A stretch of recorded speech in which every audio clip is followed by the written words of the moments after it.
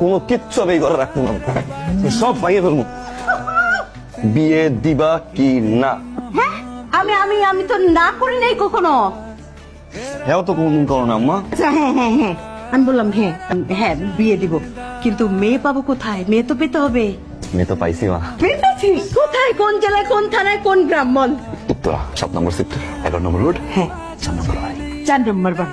আলহামদুলিল্লাহ। যা বেটা, এটা তো আমাদের বাসার ঠিকানা বললি। বাসায় কে?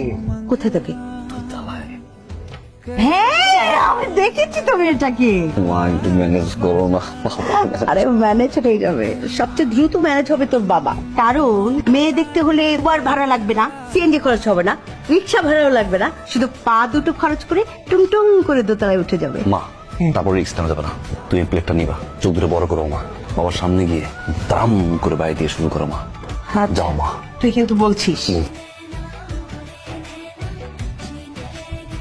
এই যে শুনছেন, ঘুম থেকে উঠে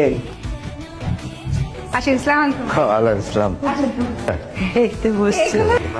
যে আপনারা এই বাড়িতে উঠলেন, তারপর থেকে তো আর দেখা সাক্ষাৎই হলো না, খোঁজ খবরই নেওয়া হলো না। ইয়ে আপা ভাই, একটা কথা বলতে এসেছিলাম। আচ্ছা, আপনাদের মেয়ে কিসে পড়ে?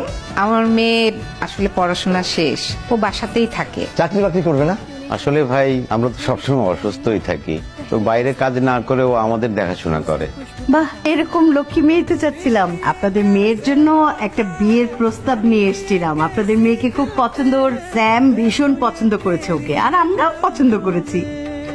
আপা, আপনারা যেহেতু বিয়ের প্রস্তাব নিয়ে এসেছেন, তখন আপনাদের জানানো উচিত ও আসলে আমাদের মেয়ে না, আমার ছেলের বউ।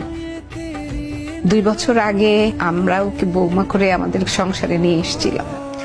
1 বছর আগে আমার ছেলেটা হার্ট অ্যাটাকে মারা যায়। ও আমাদের কাছে আমাদের মেয়ের মতোই রয়ে গেছে।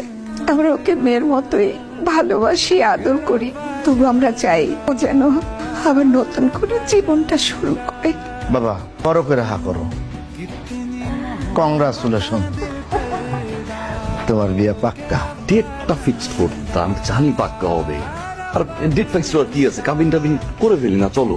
পাগল হয়েছে আস, তুই আমার একমাত্র সন্তান, তবে আমি কাবিন করে নিয়ে আসবো বউ ঘরে, জাক জমক করে করবো, আত্মীয় স্বজনদের দাওয়াত দিব, খালা খালু চাচা ফুপু সব আত্মীয় স্বজন আসবে, রং মাখামাখি হবে, হই হই রই রই হবে। এটা গরু, 5টা খাসি। বাবা তুমি আমার ক্ষেত্রে গিফট করবা না?